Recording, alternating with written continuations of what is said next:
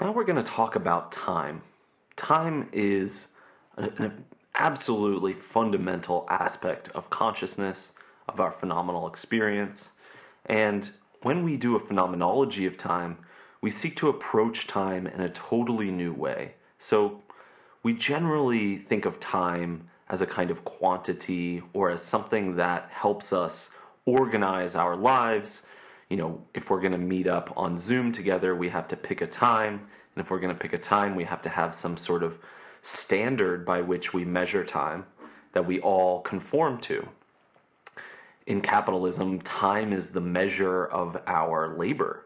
It's how we quantify the value of our action. All of these ways of thinking about time reduce time to something conceptual, to something our consciousness deals with, to something that's very explicit and fully constituted, something fully present to our mind that we can think about and deal with easily.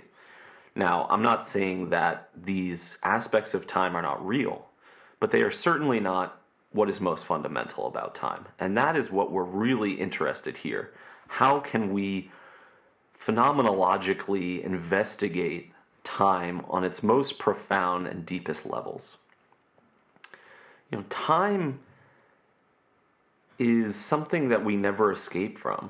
We are always in time. Everything we do is in time and occurs in time, evolves in time, emerges in time. So Merleau-Ponty identifies time as one of the most fundamental features or structures of our consciousness whatsoever. But he wants to show us that time is actually where meaning arises. It is within time that we have sense. And for Merleau-Ponty, sense and time are kind of two sides of the same coin. Temporality is the emergence of meaning in the same way that meaning is something temporalized. So we can think about this in relation to music. And music is going to be a very fruitful metaphor and example to use in order to phenomenologically reflect on the meaning of temporality. When we experience time, it's something that we're in and that we can't get out of. We are waiting for our coffee to cool down so that we can drink it. It takes time for it to move down our throat into our stomach and to be digested. And it's something that we endure, right? We say we endure when we're living through something, but also when we are able to stay constituted in our being through time, right? We endure pain. So time is something that we can't get out of. It's something that we don't simply control and command with our consciousness and with our intellect. It's something that we live on a very fundamental level, and that makes sense of our life at every stage and at every level of complexity. And we've talked a bit about, we've hinted at the idea that expression is of primary importance for Merleau-Ponty. He has an ontology of expression. Expression is something that happens temporally. It's something that happens in time. In order to express something, something new is brought into the world, right? You express something that hasn't been given voice to, or that hasn't been put into art or communicated or whatever form of expression. So expression makes sense of something in a new way. It brings some meaning to bear. It communicates something. All of that is something that happens temporally. It's not an essence that exists forever and for all time, like the essence of a triangle or something like that. It's something that emerges through a kind of invention, right? And similarly to that, there's this idea from Merleau-Ponty of institution. Something is instituted in time, in history, right? An institution has a day when it first became an institution. And the temporality there means that from this moment on, something new, some new standard, some new norm has come into being. So the emergence of sense is something that happens temporally, and that phenomenon of the emergence of meaning, of the emergence of sense, is what is most fundamental for understanding time, according to Merleau-Ponty. And even if we think about the idea of a norm or an orientation, they are ways in which movements are coordinated, right? If there's a certain orientation that one has in a situation, we could also think of intentionality. If you have a certain intentionality, that's something that's happening dynamically within a context and involves fluctuations and movements and changes. So the temporality of meaning, the temporality of our orientation and things like that is what is going to be used to define time for Merleau-Ponty, not simply the ticking away of a clock. And if we think about the idea of development, we start to get at some of the irreversibility of time. When we want to learn how to, play an instrument, for example, we first have to learn scales, we have to learn finger positions or embouchure, things like that. And then later we can learn more complex songs. There's a sort of irreversible relationship there. You have to do this before that, and this only comes after that. So there's a certain arrow of time there that cannot be put in the opposite order.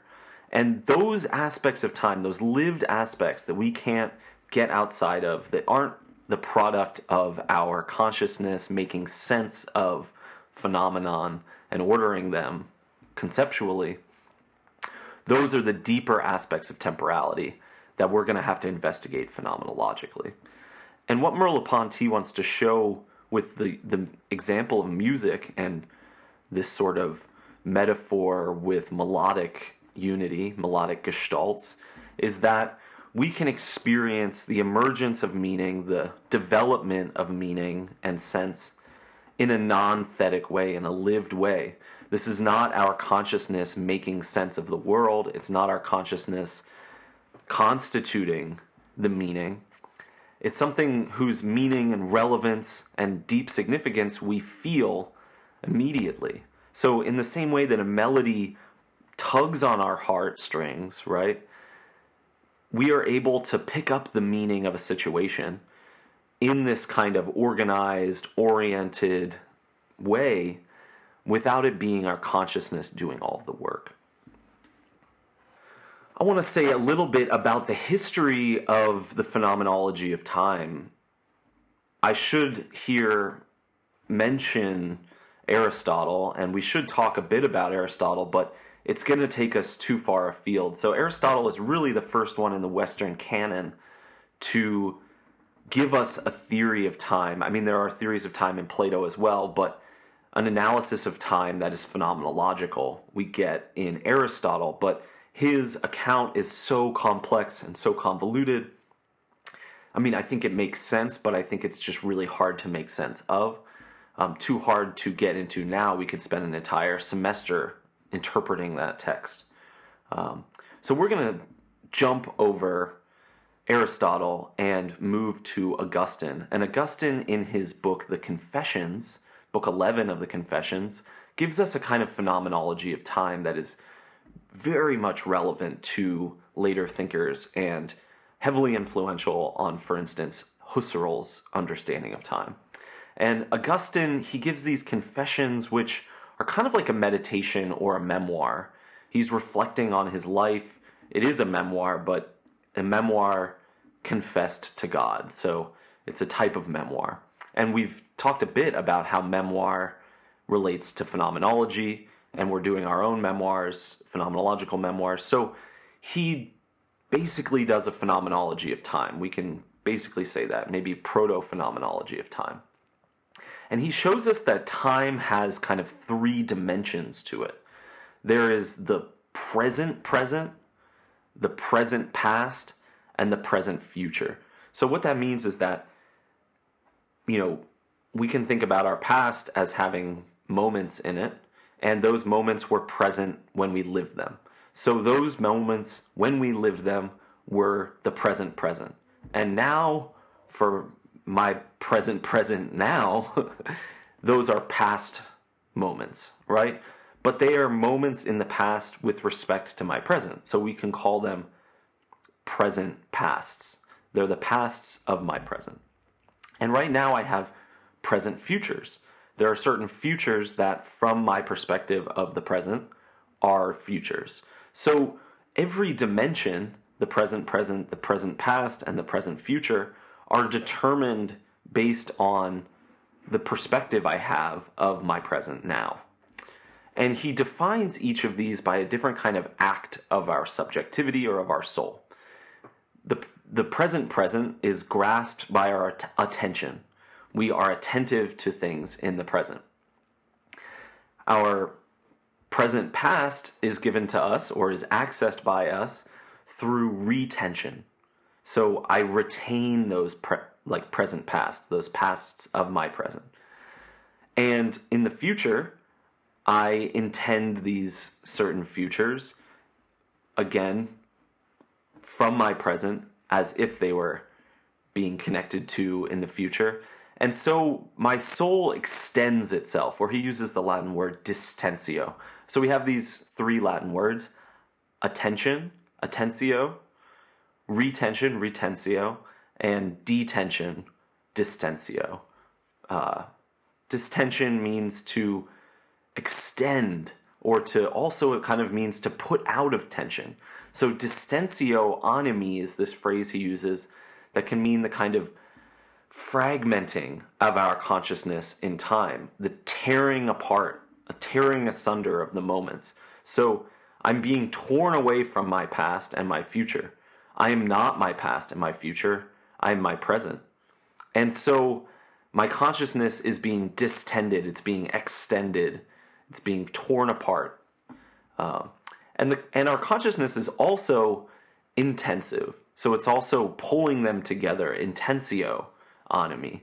The soul is bringing these parts together. So one of the really awesome aspects of Augustine's phenomenology of time is that he shows us these kind of etymological connections.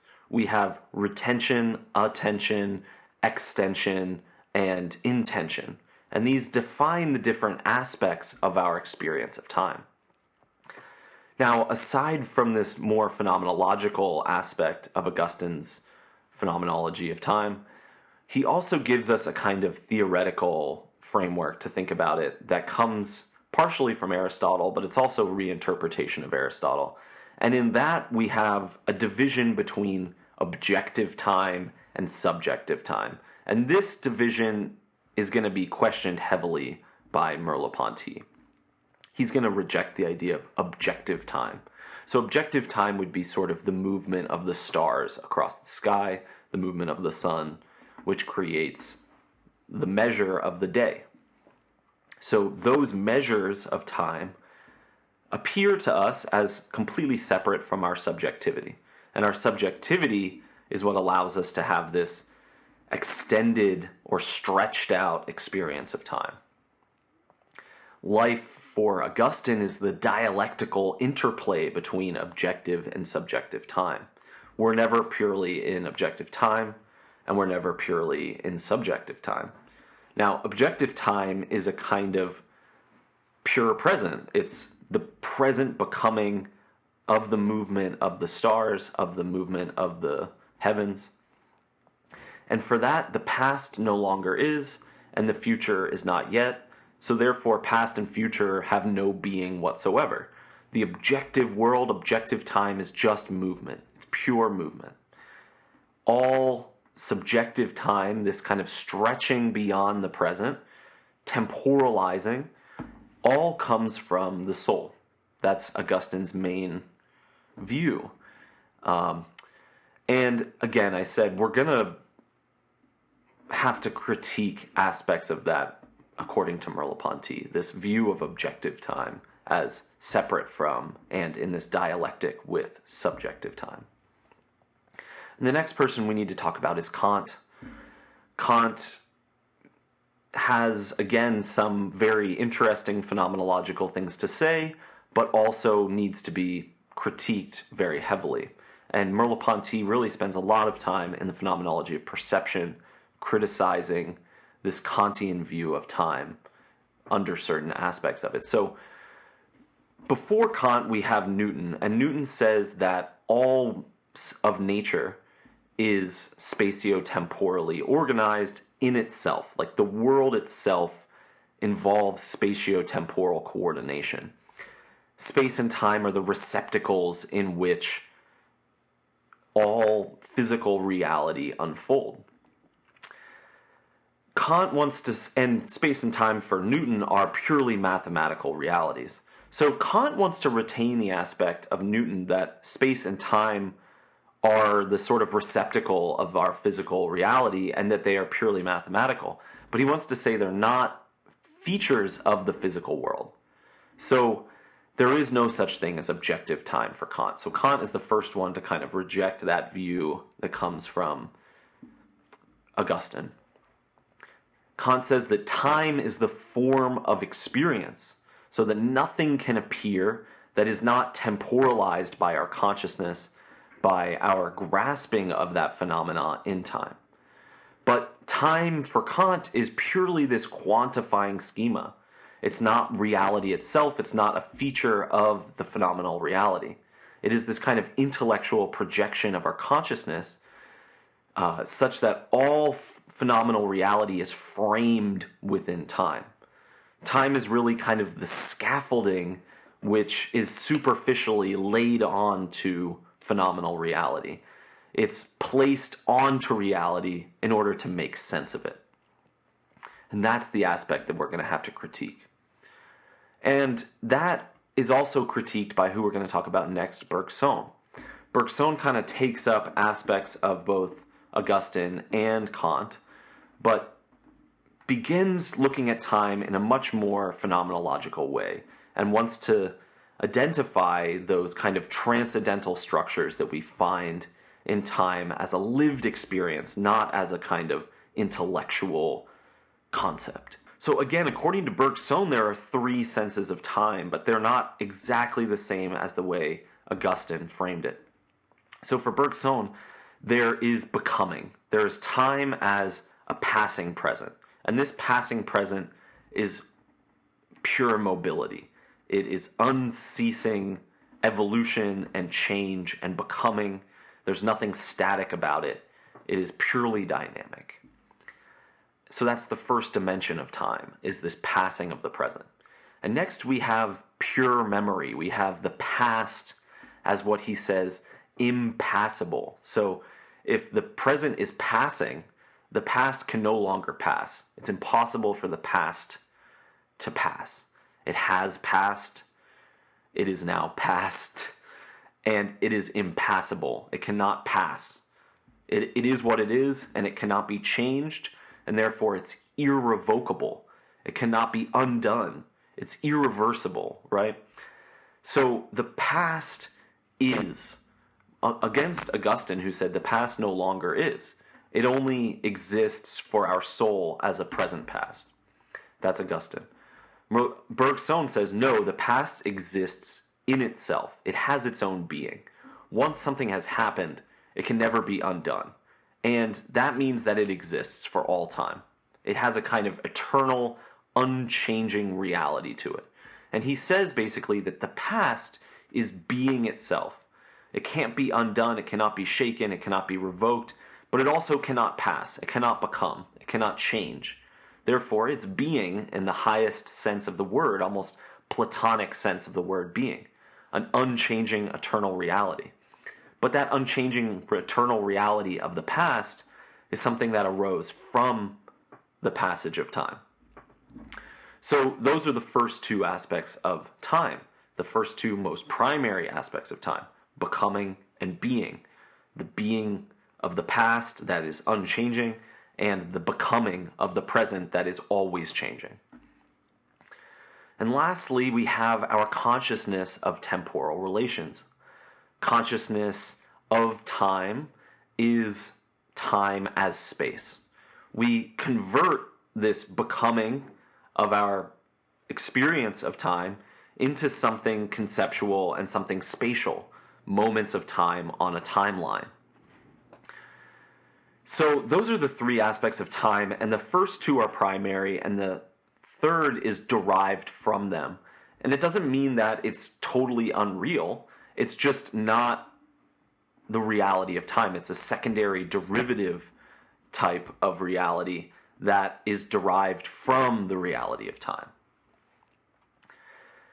Now, for Bergson, our lived duration, which is a combination or continuity of passing and past, of becoming and being, that lived duration of time is absolute.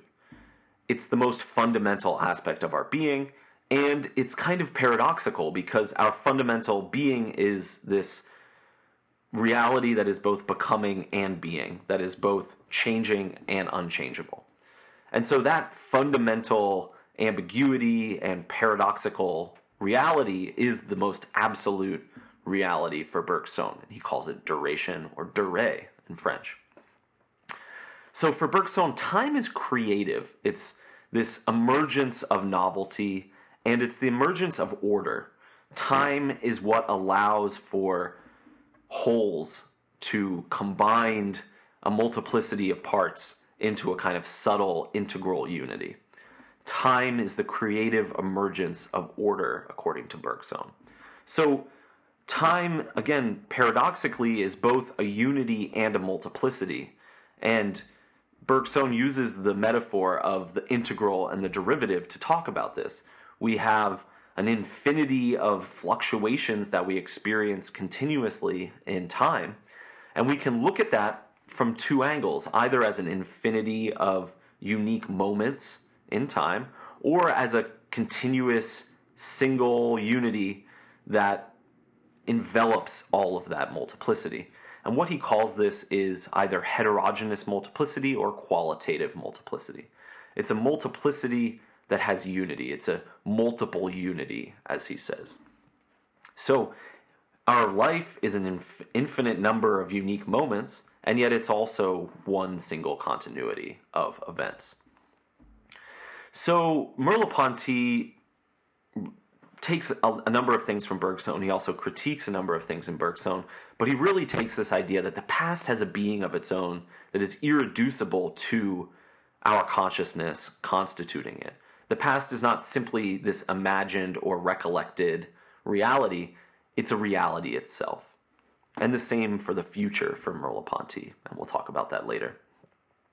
Next, let's just say a little bit about Husserl. We'll say more about Husserl in our next lesson, but Husserl kind of comes up with this idea of intertemporality, that events are temporalized and have a kind of matrix or network of interrelations temporally. So it's not as if you just have before and afters, so that you have moment one, moment two, moment three, and you can say this one's before that one and that one's after that one, and that fully explains what those temporal relations are.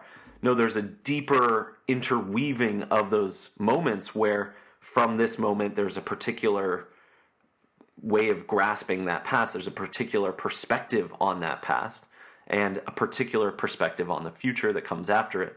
And each moment in time is going to need its own analysis of that web of interrelated events. So this intertemporality is much closer to our lived experience of time. Our consciousness is stretching into the past and into the future at every moment, and every moment we stretch into the future and the past in a unique way. So here we do have an aspect of Augustine's analysis, but it's being reworked.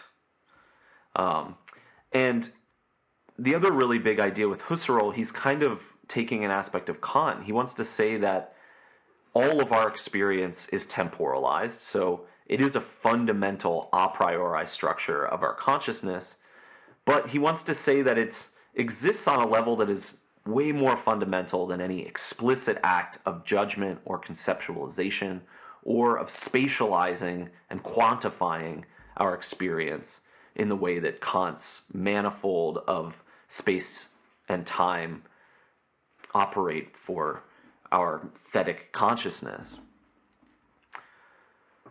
So Merleau-Ponty takes up aspects of all of these thinkers and goes deeper than them in certain respects. His analyses presuppose these and also take them further. He wants to say that all lived phenomena of our body, so we're thinking here of habit, perception, expression, motricity, these are all phenomenologically clarified by the investigation of temporality.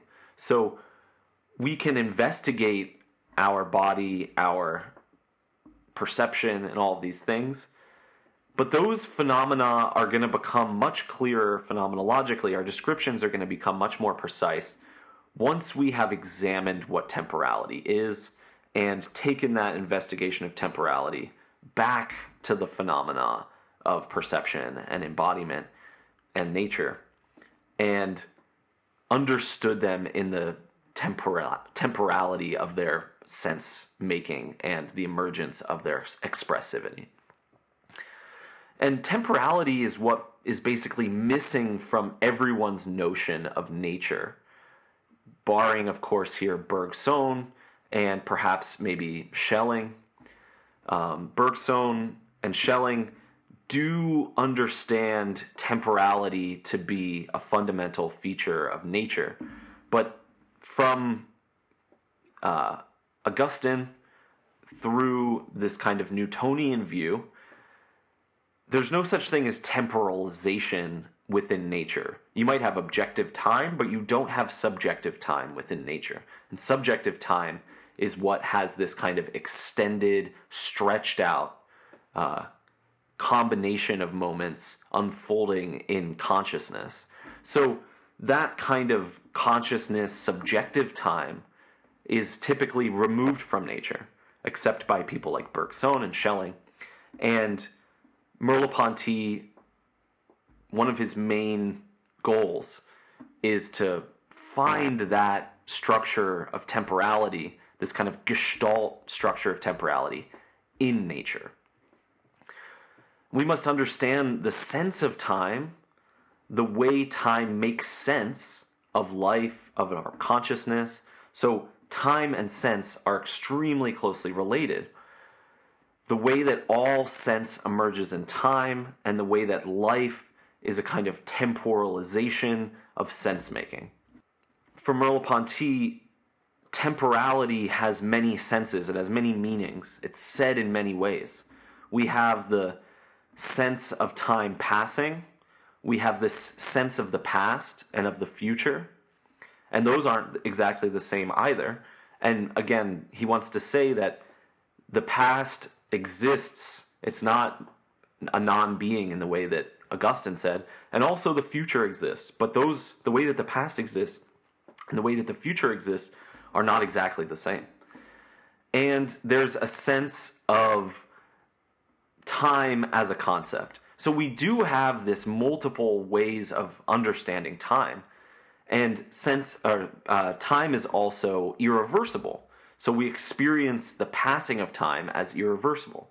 And these multiple senses of time are not reducible to a common denominator. They're not reducible to a common concept of time. We have to investigate each of these aspects of time. Time as passing, time as irreversible, time as the past, time as the future, time as something that we conceive of with our consciousness. Time is a kind of interweaving of these multiple plurality of senses, and that's what makes sense of our life and our world. The tension and the thickness of time are due primarily to this ambiguity of meanings, that time actually has many different dimensions to it that cannot be reduced to one reality. And Merleau-Ponty really latches on to this idea in Husserl of protension and retention.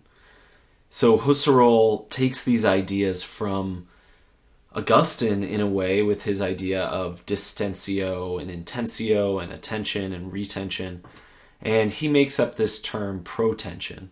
So protension, we protend, we it's kind of like intending, so we intend or expect something to happen in the future. It's the way in which our consciousness is kind of drifting off or running off from the present moment into the future.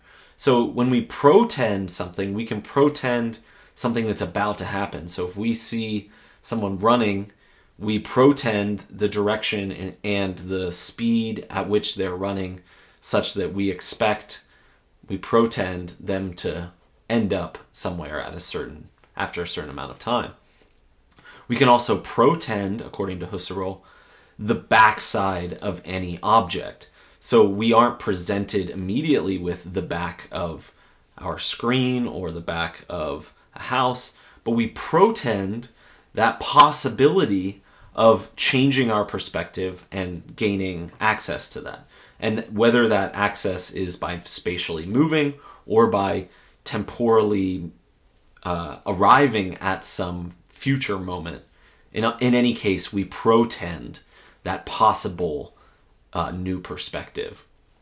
So Merleau-Ponty grasps onto this and says, and this comes directly from Husserl, he's not reinterpreting this, that protensions and retentions are intentionalities. They're ways our consciousness is of something. They're way our consciousness tends towards our experiences and our perceptions.